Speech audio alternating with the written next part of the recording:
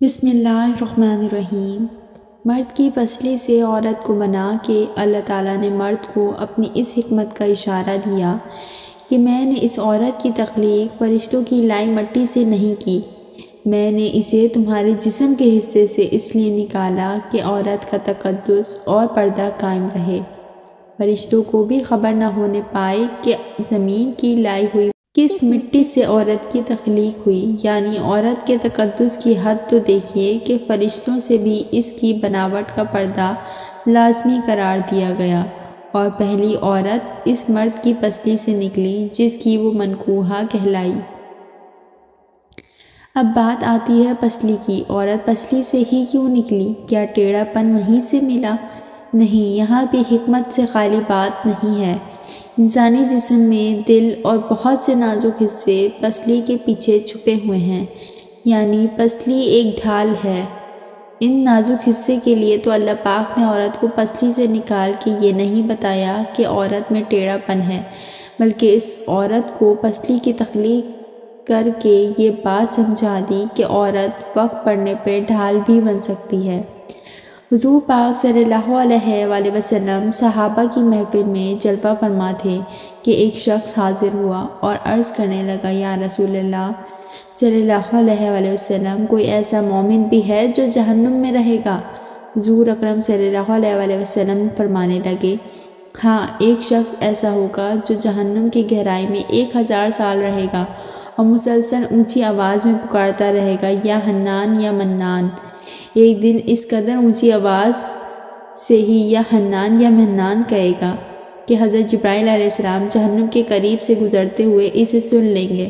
حضرت جبرائیل علیہ السلام حیران ہوں گے، یہ کیسی عجیب بات ہے، کوئی مسلسل یا حنان یا منان پکار رہا ہے۔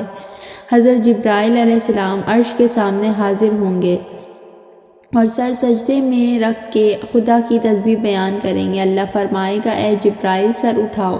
جیسے ہی حضرت جبرائیل علیہ السلام سر اٹھائیں گے تو اللہ فرمائے گا کہ بتاؤ جبرائیل، کیا عجیب دیکھا آج تم نے؟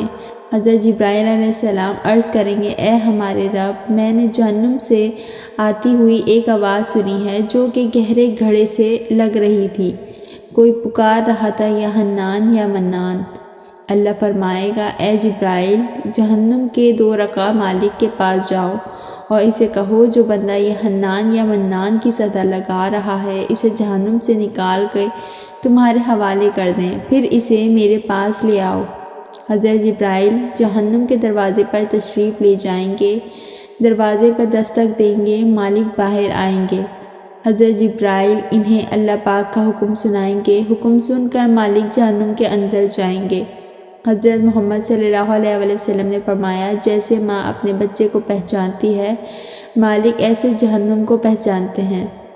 اس کے باوجود آپ یا حنان یا منان کہنے والے شخص کو تلاش نہیں کر پائیں گے۔ باہر تشریف لائیں گے، حضرت جبرائیل علیہ السلام سے عرض کریں گے، اے جبرائیل، جہنم نے گہرا سانس لیا ہے، اس لیے کون سی چیز پتھر ہے، کون سی چیز لوہا ہے اور کون انسان ہے، اس کی پہچان نہیں ہو رہی۔ حضرت جبرائیل علیہ السلام پھر اللہ کی بارگاہ میں سجدہ کریں گے۔ اللہ پاک فرمائے گا، اے جبرائیل سر اٹھاؤ، تم یا حنان یا منان کہنے والے کو کیوں نہیں لائے؟ جبرائیل عرض کریں گے، مولا 2 رکعہ۔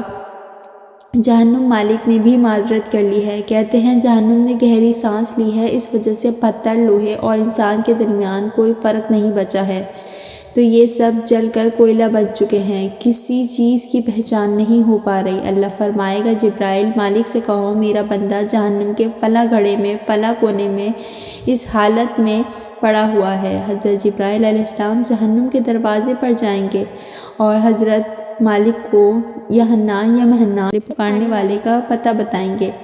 حضرت مالک جہنم کے اندر جائیں گے اور دیکھیں گے ایک شخص، اس کے پاؤں اس کی پیشانی کے ساتھ اور اس کے ہاتھ گردن کے ساتھ بندھے ہوئے ہیں اور جہنم کے سانپ بچھو اس کے ساتھ لیٹے ہوئے ہیں۔ حضرت مالک اس کی زنجیریں توڑ ڈالیں گے اور جہنم سے نکال کر حضرت جبرائیل کے حوالے کر دیں گے۔ حضرت جبرائیل اسے عرش الہی کے سامنے لے کر حاضر ہوں گے، سر سجدے میں رکھیں گے۔ اللہ پاک فرمائے گا، حضرت جبرائیل علیہ السلام سر اٹھاؤ۔ جبرائیل علیہ السلام سر اٹھائیں گے۔ اب اللہ پاک اس بندے سے فرمائے گا، اے بندے، کیا میں نے تیری بہترین تخلیق نہیں کی تھی؟ کیا میں نے تیری طرف رسول نہیں بھیجے تھے؟ کیا میرے رسولوں نے تمہیں میری کتاب نہیں سنائی تھی؟ کیا میرے رسولوں نے تمہیں نیکی کا حکم نہیں دیا تھا؟ کیا تجھے برائی سے منع نہیں کیا تھا؟ بندہ ساری باتوں کو مانے گا، اقرار کرے گا، یا اللہ تو نے میری بہت اعلیٰ تخلیق فرمائی، تیرے رسول بھی تشریف لائے اور انہوں نے تیرے احکام بھی سنائے۔ اللہ پاک فرمائے گا، فلاں فلاں گناہ کیوں کیا؟ وہ عرض کرے گا، یا اللہ میں نے اپنی جان پر ظلم کیا جس کی سزا میں مجھے جہنم میں ڈال دیا گیا۔ اے اللہ، اس کے باوجود میری امید نہیں ٹوٹی، میری تیری رحمت سے امید تھی، میں یا حنان یا منان پکارتا رہا، مولا تو نے مجھ پر اپنا فضل سے جہنم سے نکالا، یا اللہ مجھ پہ رحم فرما۔ اللہ پاک فرمائے گا، اے فرشتے گواہ ہو جاؤ، میں نے اس پر رحم کیا اور اسے معاف کر دیا۔ ناظرین، آئیے اپنا اپنا مصاحبہ کرتے ہیں۔ کیا ہم میں کوئی ایسا ہے جو کہہ سکے کہ میں اپنے ایمان کا حساب کر سکتا ہوں؟ اپنے اپنے گریبانوں میں نظر ڈالیے، کوئی ایسی خوبی جس پر ہمیں یقین ہو کہ ہمیں دوزخ میں نہیں ڈالا جائے گا؟ ہزاروں سال کی عبادتیں بھی رد ہوتی دیکھی گئی ہیں، تو بس اللہ سے دعا کرتے رہیں کہ اللہ تعالی، ہم جانتے ہیں کہ اگر ہمارے ایمان کا سخت حساب لیا گیا تو یقیناً ہم نہیں بچ پائیں گے۔ ہم بے حد گنہگار ہیں، لیکن اے اللہ پاک، ہم تیری رحمت کا سوال کرتے ہیں، ہم سے حساب اپنے عدل و انصاف پر نہ لینا، بلکہ ہم پر اپنی رحمت اور عطا کا سایہ رکھنا۔ اللہ پاک ہماری دعا کو قبول فرما۔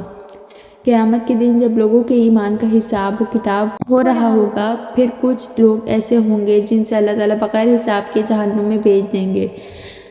صحابہ کرام رضی اللہ تعالیٰ عنہ نے عرض کیا، یا رسول اللہ، وہ کون سے لوگ ہوں گے؟ نبی کریم صلی اللہ علیہ وسلم نے فرمایا، ظالم حکمران، وہ تاجر جو جھوٹ بولتا ہے، وہ بوڑھا شخص جو زنا کرتا ہے۔